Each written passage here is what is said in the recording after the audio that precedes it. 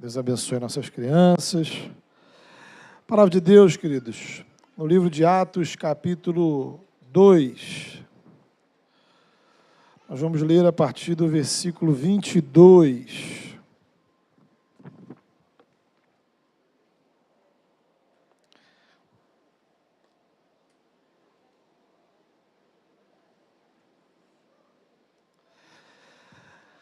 Atos, capítulo 2, a partir do verso 22, texto que está aí já projetado, você pode abrir também sua Bíblia para poder acompanhar, leitura, explicação.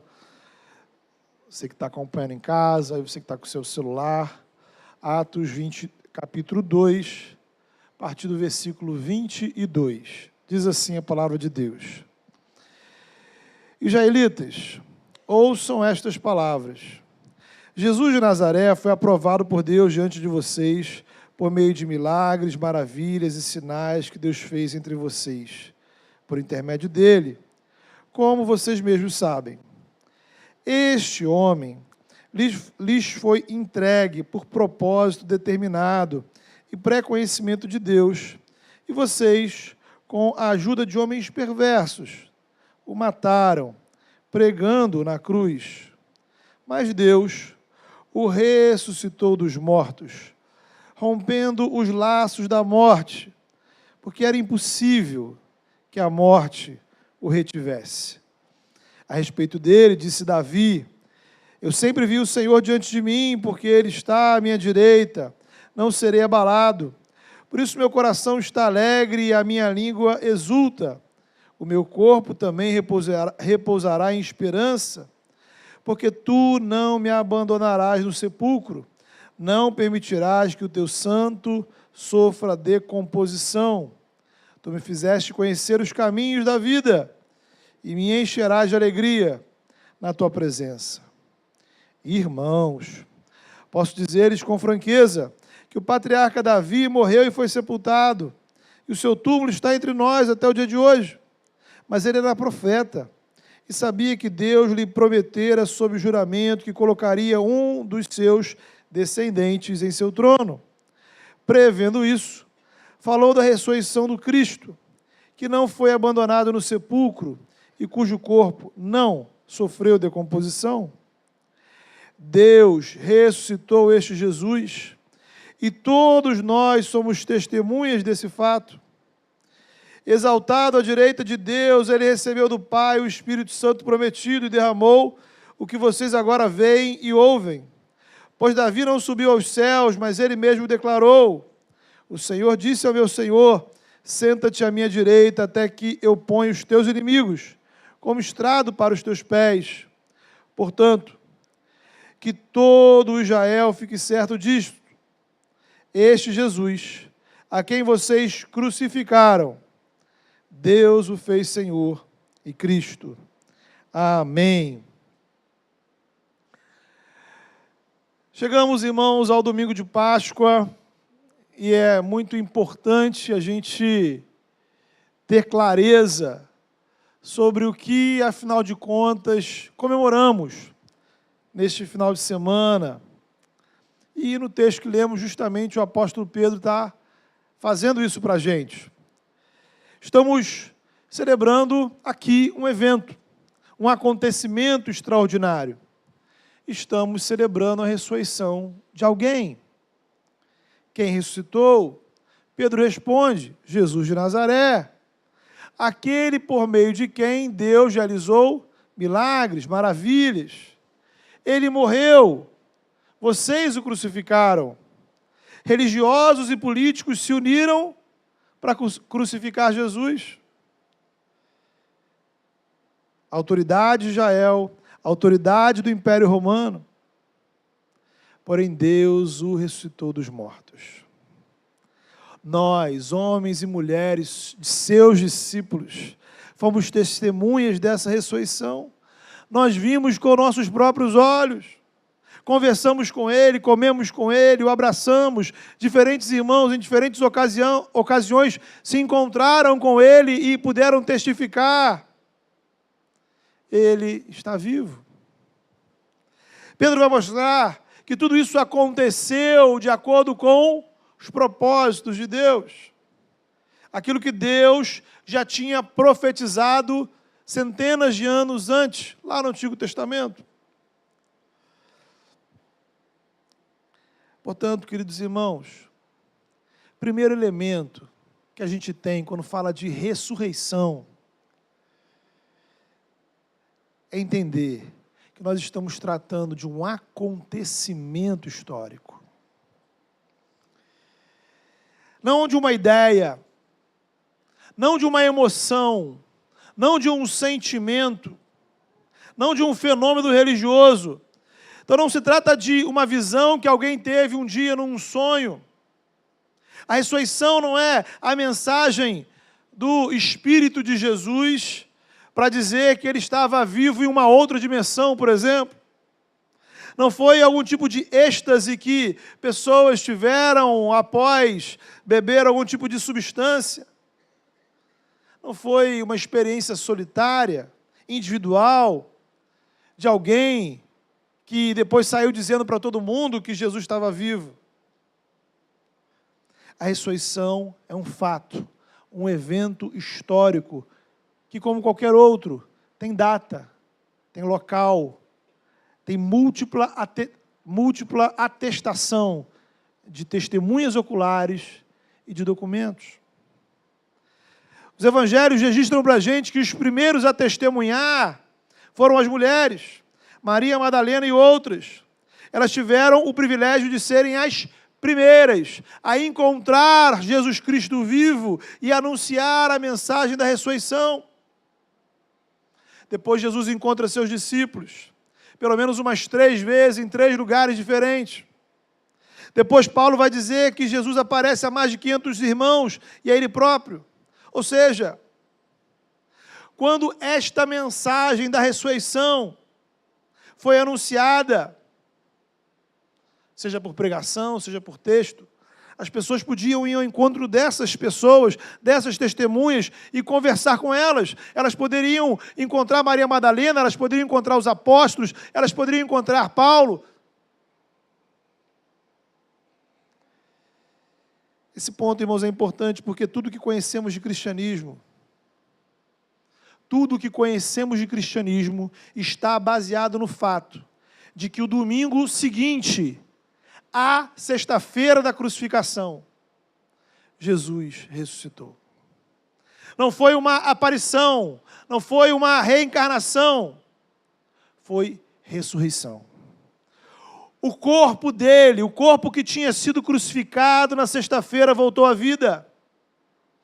O coração que tinha parado, voltou a bater. O pulmão voltou a funcionar.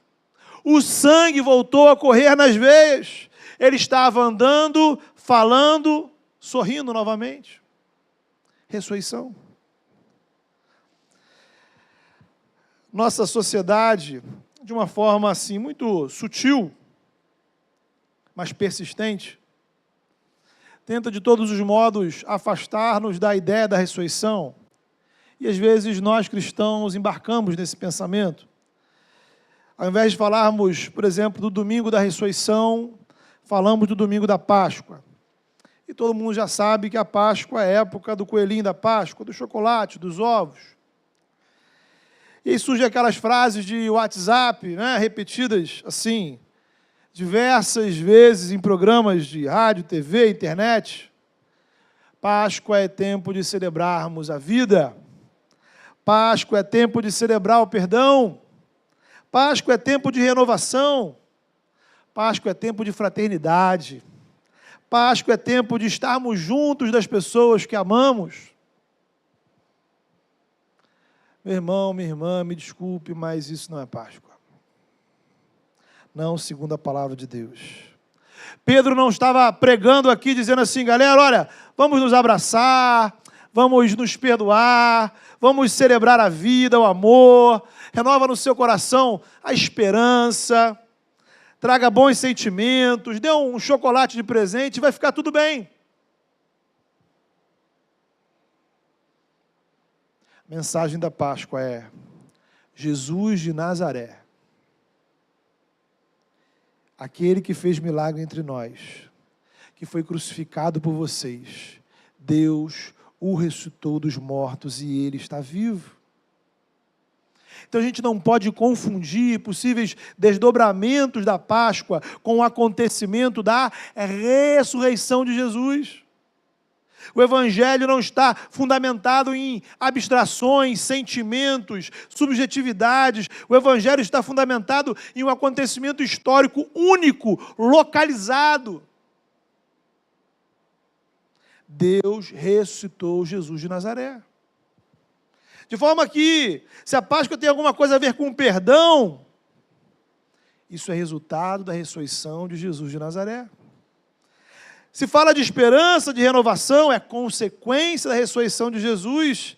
Se fala de vida, de celebração, é porque Jesus venceu a morte. Então, queridos, esse primeiro aspecto, ele é básico, fundamental, mas não pode ser esquecido. Estamos aqui celebrando um acontecimento. Algo que aconteceu, que dá sentido, que dá razão a tudo que cremos e somos. Em segundo lugar, precisamos avançar para compreender o significado espiritual deste evento. Deus ressuscitou Jesus dos mortos. Você poderia perguntar, mas por quê? Por quê? Por que isso é importante? Para que Deus ressuscitou Jesus dos mortos? O que resulta disso? Que diferença faz no mundo? Versículo 24, 33, 34, 35, 36. Pedro fala um pouco disso para a gente. Veja. Há dois equívocos que nós podemos incorrer quando a gente fala da Páscoa, ou da ressurreição.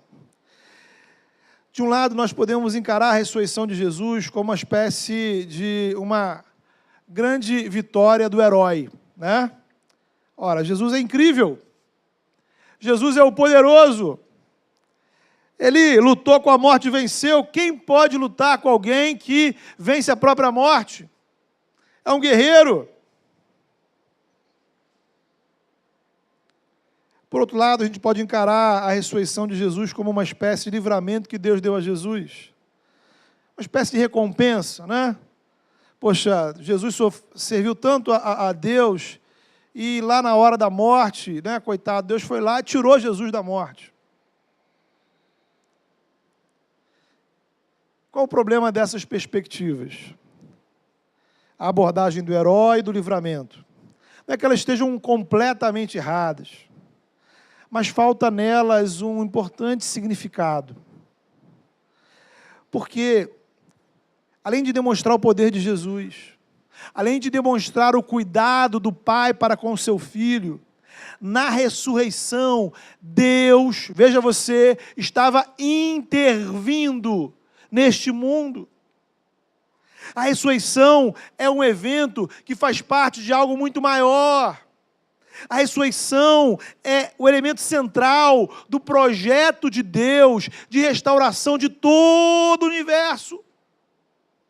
A ressurreição de Jesus é literalmente o início do surgimento de um mundo novo. Então, quando Jesus sai da morte, sai com ele uma nova realidade.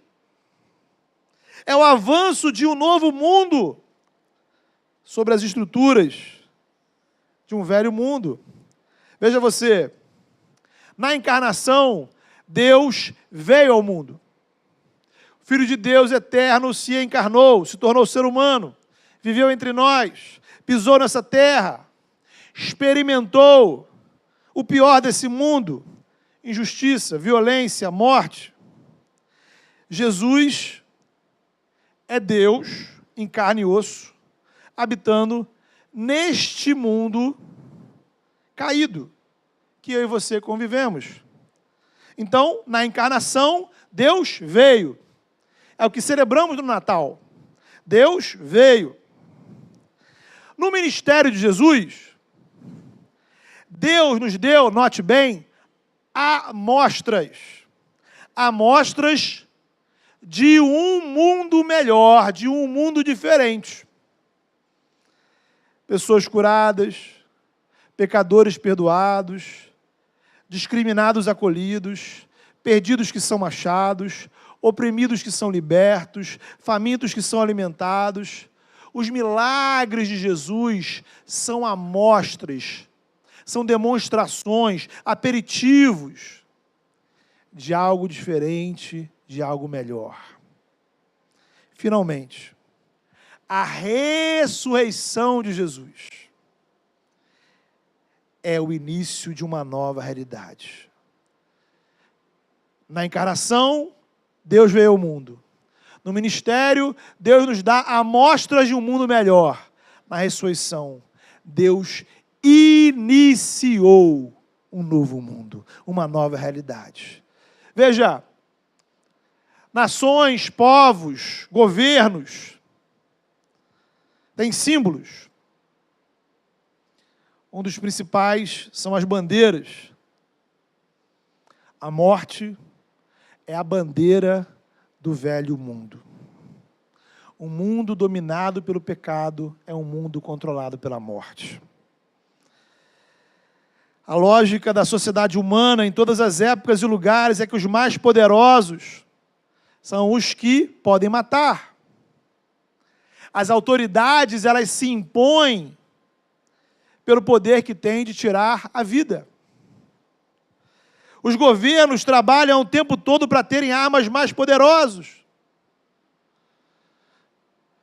O desafio da política internacional é quem tem maior capacidade de matar quem.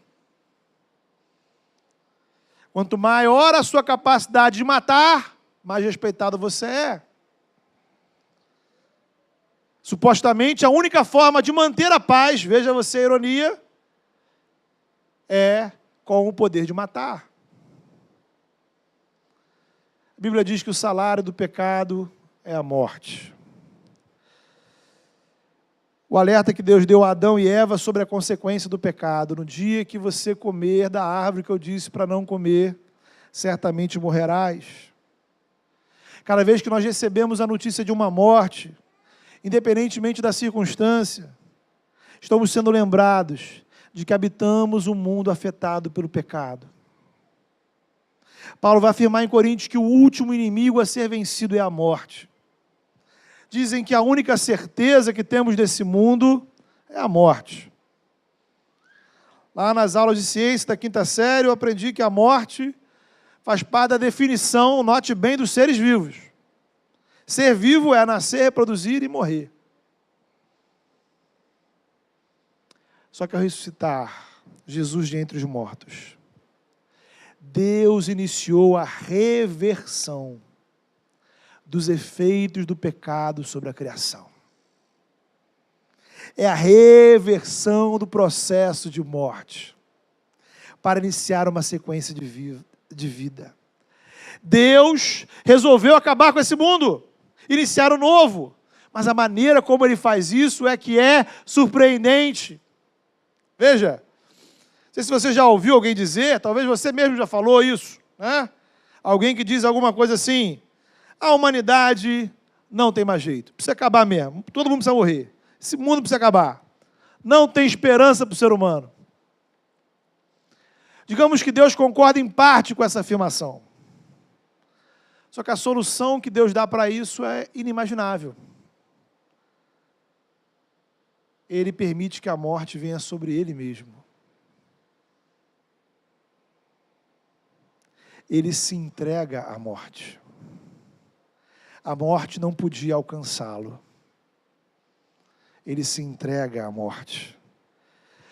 Como aqui no livro de Atos vai dizer, ao crucificar Jesus, eles mataram o autor da vida. Só que acontece que a morte de Jesus é a morte da humanidade. A morte de Jesus é a morte deste mundo. Jesus se identifica com a humanidade para que ela pudesse morrer com Ele e ressuscitar com Ele também. O autor da vida morreu para uma nova vida surgir. A morte de Jesus é, então, a morte da própria morte. a morte do pecado, a morte do mal. De modo que através da ressurreição de Cristo, irmãos, Deus inicia algo absolutamente novo, extraordinário, revolucionário. Um novo mundo surgiu. É o início dos novos céus, da nova terra. Uma nova realidade que chega. A ressurreição de Jesus é Deus, o Criador, intervindo nos ciclos biológicos, químicos, físicos, espirituais e sociais da criação. Deus injetando vida onde antes só havia morte. Deus ressuscitou Jesus no primeiro dia da semana, porque na ressurreição de Jesus, uma nova referência temporal iniciou. Uma nova semana começou. O sétimo dia dessa semana, que iniciou na ressurreição de Jesus, é o dia da segunda vinda de Cristo. O autor de Hebreus vai dizer o seguinte: resta um repouso para o povo de Deus. A palavra que ele usa para repouso é literalmente sábado. Resta um sábado para o povo de Deus. Resta um sétimo dia para o povo de Deus. O domingo chegou. Glória a Deus por isso. Caminhamos para a plenitude do sábado, quando tudo será consumado. A palavra de Deus vai dizer que Jesus é o primogênito dos mortos. Ele é as primícias da ressurreição, porque Ele é o primeiro, Ele é o início. Um dia, todos nós ressuscitaremos com Ele. Um dia, todos os que morreram com Cristo ressuscitarão com Ele, com corpos transformados à semelhança do corpo de Jesus. Tudo que foi atingido pelo pecado é influenciado pelo poder da ressurreição. Teremos corpos transformados, o universo será redimido, a natureza também experimentará o poder da ressurreição. Os céus e a terra que agora conhecemos serão renovados, redimidos, purificados da presença do pecado e das consequências do pecado. Então, irmãos, na ressurreição de Jesus, a morte foi derrotada. Na segunda vinda de Jesus, a morte será destruída. Não haverá mais morte. A morte será lançada no lago de fogo, diz Apocalipse capítulo 20. Então, amados irmãos, nós vimos até aqui dois importantes aspectos da ressurreição. Primeiro, ela é um fato, ela é um acontecimento, é um evento. Segundo, ela é parte de algo muito maior, ela é o início da renovação do universo inteiro. E agora, na terceira parte, eu queria trazer isso para a sua vida. Como isso te afeta pessoalmente, no seu cotidiano hoje. Veja, a conversa aqui precisa começar pela fé. Porque como é que eu hoje me conecto com um evento que se deu há 2000 anos atrás, em outro continente? Quando você sinceramente crê em Jesus, a sua existência passa a ser determinada pela existência de Cristo. Quando cremos em Jesus, morremos com Ele e ressuscitamos com Ele. O apóstolo Paulo vai afirmar isso de forma muito clara em Colossenses e Romanos. Morremos com Cristo, ressuscitamos com Cristo. De modo, queridos, que o Evangelho não transmite apenas a informação da ressurreição. O Evangelho transmite o poder da ressurreição. O poder do Evangelho é nos conectar espiritualmente com aquele que morreu e ressuscitou. Quando você anuncia o Evangelho para alguém, você não está apenas contando uma história, você está dando oportunidade de essas pessoas se conectarem a essa história e serem transformadas por essa história. Há uma conexão poderosíssima realizada pelo Espírito Santo. O Espírito Santo une a sua vida à morte e ressurreição de Cristo. Olha que coisa maravilhosa. Algo sobrenatural acontece. Jesus morreu, ressuscitou, e Ele derrama o Espírito Santo. Por que Ele derramou o Espírito Santo? Por que enquanto Cristo está exaltado, o Espírito Santo está atuando no mundo através da igreja? Para que eu e você tenhamos a nossa história de vida conectada à história de Jesus. E aí essa história passa a ser a nossa história. Aí você pode dizer com Paulo em Gálatas capítulo 2, fui crucificado com Cristo. Já não sou eu quem vive, mas Cristo vive em mim.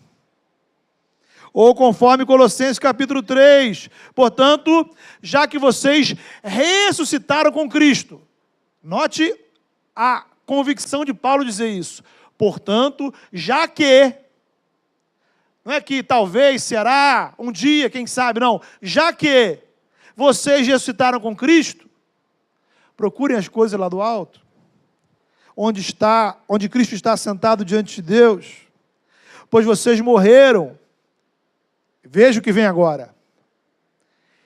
A sua vida, a vida de vocês, está escondida com Cristo, em Deus. Queridos, quem você é, a sua identidade verdadeira, é a identidade da morte e ressurreição de Cristo. O Evangelho nos traz morte e ressurreição. Só que aí, irmãos, nós começamos a lidar com algumas dificuldades práticas, porque a gente gosta do Evangelho da ressurreição, mas a gente não gosta muito do Evangelho da morte. Queremos ressuscitar com Cristo, mas não estamos muito afim de morrer com Cristo. Só que a vida da ressurreição pressupõe a morte. Queremos o que o Evangelho nos dá, mas não queremos o que o Evangelho nos tira. Queremos o que o Evangelho acrescenta, mas não o que o Evangelho subtrai. Queremos o Evangelho das curas, das bênçãos, dos milagres, mas não queremos o Evangelho da renúncia, da crucificação do orgulho, da renúncia do eu, da crucificação da vaidade, da crucificação dos maus sentimentos, da crucificação dos maus hábitos, da crucificação dos maus pensamentos, da crucificação da carne. Então a gente pode subdividir esse terceiro tópico em algumas áreas, né? Então, para você não se perder, vamos recapitular. Vimos que a ressurreição é um fato, um acontecimento, um evento. Aconteceu. Vimos que a ressurreição é Deus trazendo um mundo novo, o futuro que invade o presente. Deus está iniciando algo novo em Cristo. Em terceiro lugar, vimos que quando você coloca a sua fé em Cristo, através da ação poderosa do Espírito, você é conectado ao evento da morte e ressurreição de Jesus. Você morre e ressuscita com Ele. Isso te produz uma nova identidade. Você agora é um ressuscitado. Esse é quem você é. Essa é quem você é. Somos ressuscitados. A igreja é a comunidade dos ressuscitados. Ser corpo de Cristo na terra é ser a manifestação física, visível, do corpo, daquele que ressuscitou dos mortos. Ressurreição é a nossa identidade. Somos a comunidade da ressurreição. Então temos uma missão tripla: praticar a crucificação, praticar a ressurreição e oferecer às pessoas morte e ressurreição. Essas são as nossas tarefas: praticar a crucificação, praticar a ressurreição e oferecer às pessoas morte e ressurreição. Então, você não sair por aí matando ninguém. Entenda bem. Em primeiro lugar, façam morrer tudo aquilo que pertence à velha identidade. Então você já recebeu uma nova identidade, que está oculta no céu com o Senhor. Então agora a gente está num processo de fazer morrer aquela velha identidade. O remédio para o pecado, irmãos, é a crucificação. Você precisa matá-lo. Simples assim. Sem dó nem piedade. ou você mata ele, ou ele te mata. Não existem doses seguras do pecado. Não existe uma forma saudável de você conviver com ele. Isso significa, irmãos, avançar em santificação. Eu pergunto a você, quais são os pecados que estão na sua lista de morte?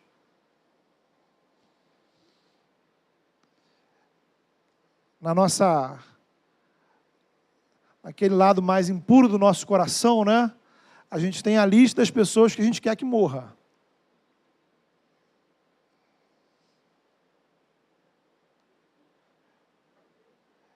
Faz esse exercício. Pega essa listinha, joga na lixeira em nome de Jesus, pega um papelzinho, escreve uma outra listinha. Fala, Senhor, esses são os meus pecados. Como já falei aqui, irmãos, todo mundo aqui que passa no discipulado com a gente faz o exercício do que você precisa tirar da sua vida. E a gente vê como os irmãos têm dificuldade, às vezes, de reconhecer seus próprios pecados.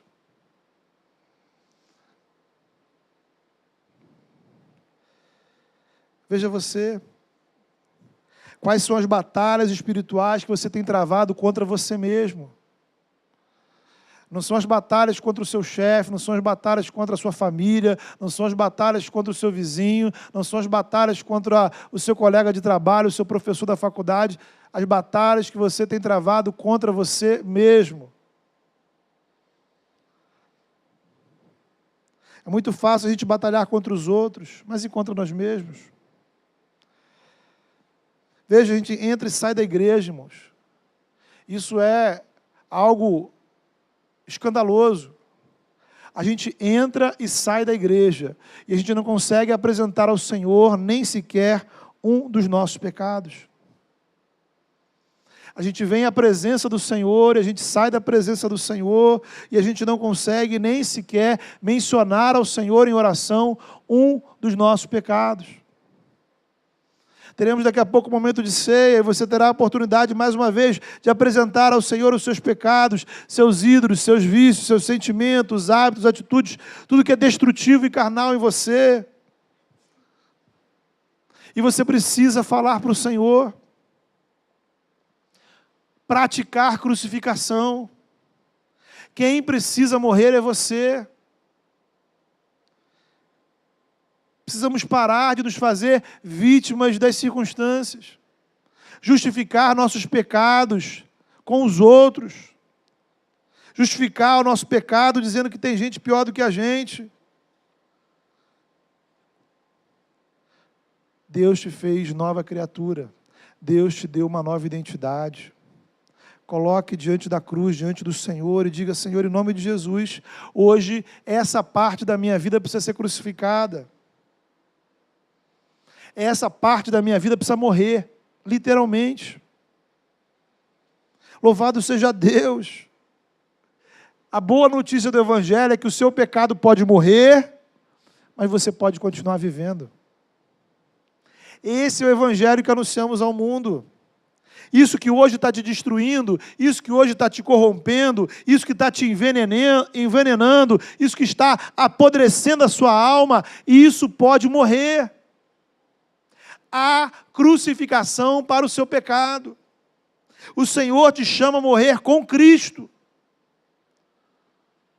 E para ficar bastante claro, lá na Idade Média, os cristãos desenvolveram diversos mecanismos de penitência. Então, a intenção era tentar suprimir o pecado através da dor física. Óbvio que não funcionou. Então, quando falamos de matar e crucificar, estamos falando de abandonar pecados, em tomar decisões sérias de enfrentamento espiritual. Ora, e é importante lembrar que há pecados que são mais complicados, porque eles não aparecem em ações concretas, eles se diluem, eles se escondem, eles se disfarçam. Então você precisa enfrentar aqueles pecados concretos, né? Mentira, promiscuidade sexual, mas também os pecados subjetivos da vaidade, da arrogância, do egoísmo, da ganância, do ódio, da raiz de amargura. Isso sem falar dos pecados que nos tiram a comunhão com Deus, ou que nos impedem de avançar na comunhão com Deus. A preguiça, a ansiedade, o materialismo. Então o pecado não pode ter vida fácil, irmãos. Todos os dias precisam ser colocados na cruz. Todos os dias precisamos praticar crucificação, mas também somos desafiados a praticar a ressurreição. Ressurreição é trazer vida onde antes reinava morte.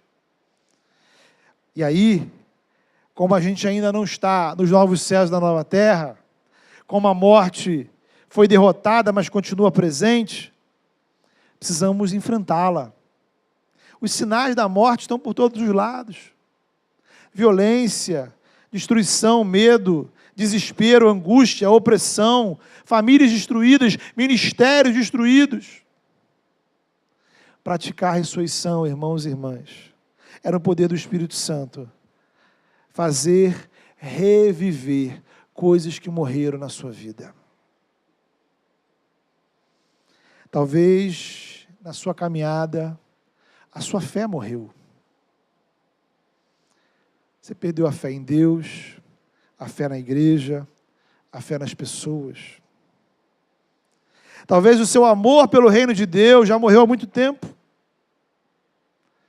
Talvez sua esperança já morreu. Seus relacionamentos, família, casamento, amizades, estão morrendo. Sua integridade está correndo risco de morte. Seus princípios, compromissos espirituais estão morrendo. Talvez você esteja deixando morrer os últimos resquícios de santidade em sua vida. Talvez sua disposição para amar e fazer o bem já morreu há tempos. Talvez você esteja sobrevivendo por aparelhos. Sua disposição para resistir ao mal e perseverar já morreu. Suas forças foram embora. Às vezes parece que tudo ao seu redor está morrendo. Tudo está se destruindo. Parece que a morte está te cercando por todos os lados. Talvez essa foi a sensação dos discípulos de Jesus no decorrer daquela sexta-feira. Realmente não tem jeito. Ele está morto. Nós estamos mortos. A esperança está morta. O reino está morto. Mas em nome de Jesus, nós podemos louvar ao Senhor, porque a ressurreição aconteceu. Aleluia. Em Cristo, há ressurreição para a sua vida. A ressurreição para todas as áreas da sua vida. Aonde o pecado está trazendo morte, Deus pode trazer vida.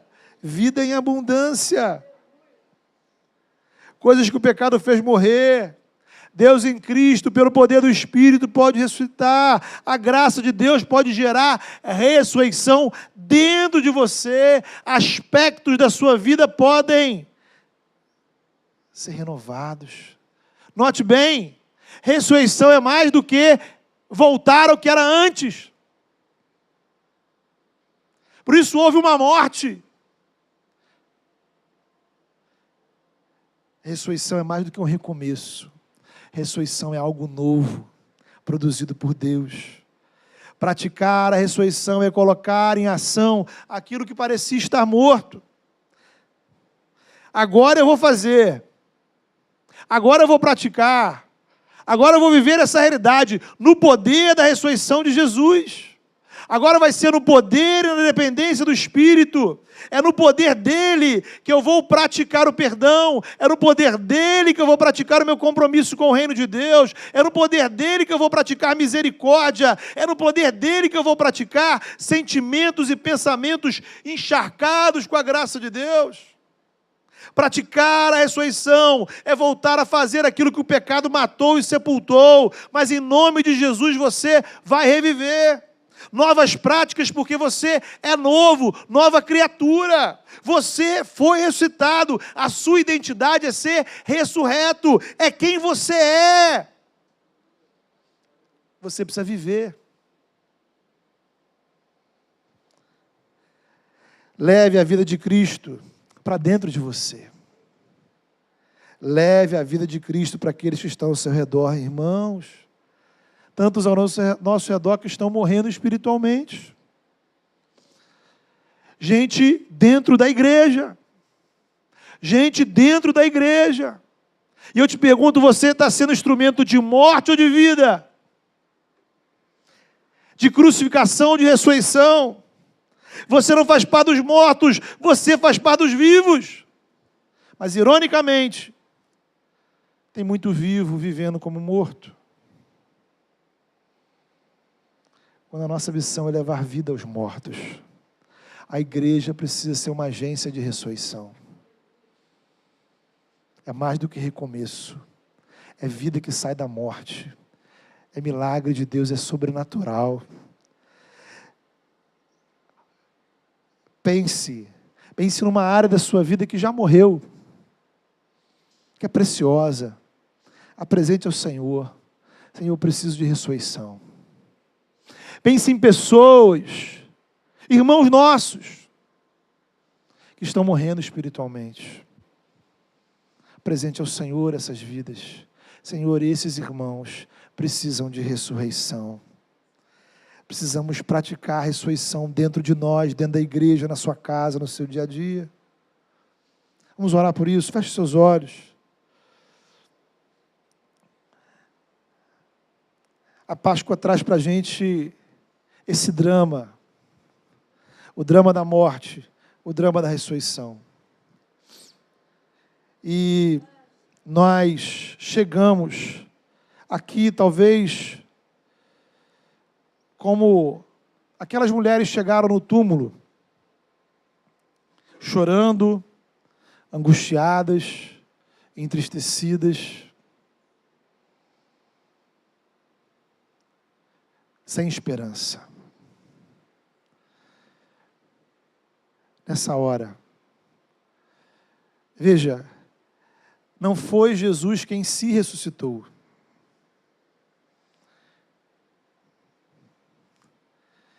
Se nem mesmo Jesus se ressuscitou, significa que não vai ser você que vai se ressuscitar. Não. Não é você que vai fazer acontecer. Entregue a sua vida a Jesus e creia, você já ressuscitou. Você já está vivo. A sua identidade está com o Senhor no céu. Pela fé em Cristo, nós já morremos com Cristo para esse mundo, morremos com Cristo para o domínio do pecado e ressuscitamos para uma nova vida. Nós somos ressuscitados. Você é ressuscitado.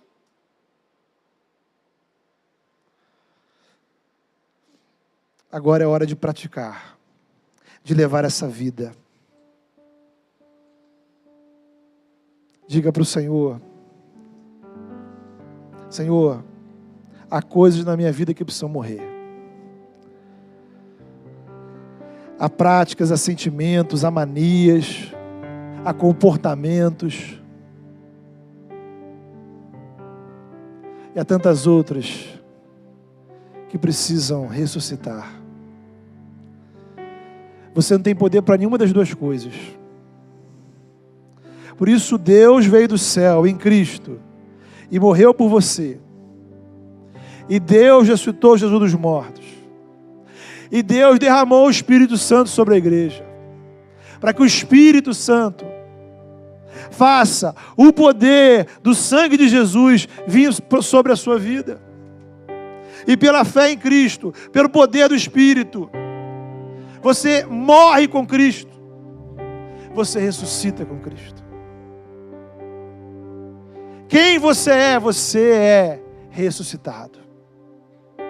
O que você deve praticar? Crucificação e ressurreição. O que devemos levar? Ressurreição para os que estão mortos. Dentro da igreja, fora da igreja, dentro de nós. Fale com o Senhor.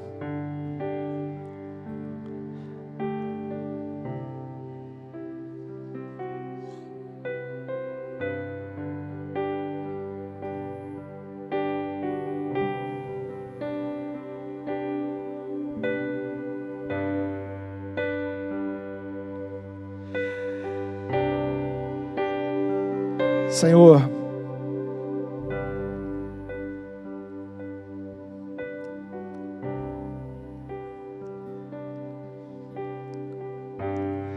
a morte, ó Pai, tem deixado, Senhor, marcas muito profundas dentro de nós, ó Pai.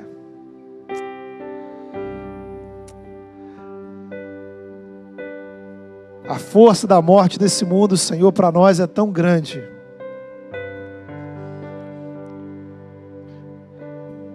A morte está por todos os lados, a morte está dentro de nós, ó Deus.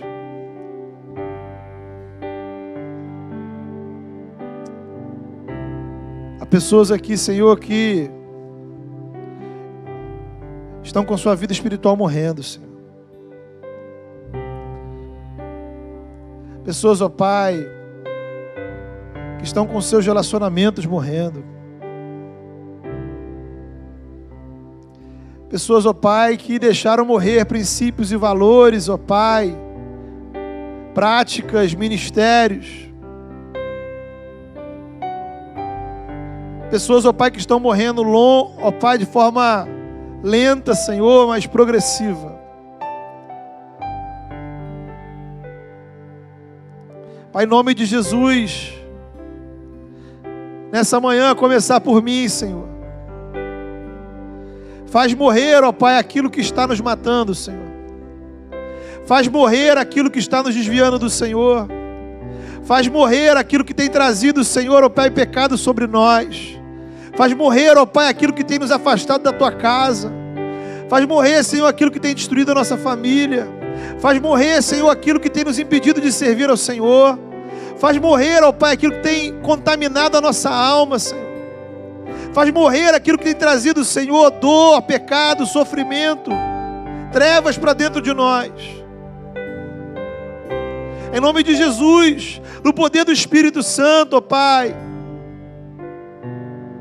Leva-nos, ó Pai, à prática da crucificação.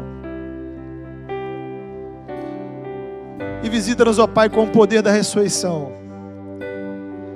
Para que seja uma manhã, Senhor, de ressurreição em nossas vidas.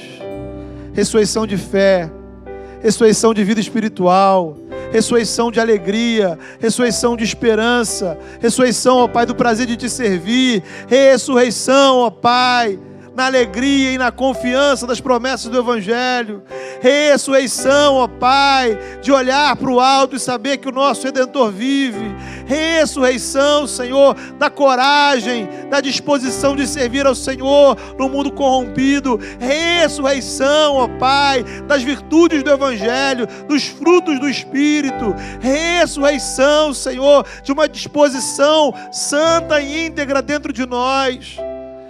Ó Pai, em nome de Jesus, produz ressurreição nas nossas vidas, ó Pai. Faz dessa igreja um lugar de ressurreição, Senhor. Faz dessa igreja um lugar, ó Pai, uma comunidade de ressurretos, ó Pai. Somos a comunidade daquele que ressuscitou.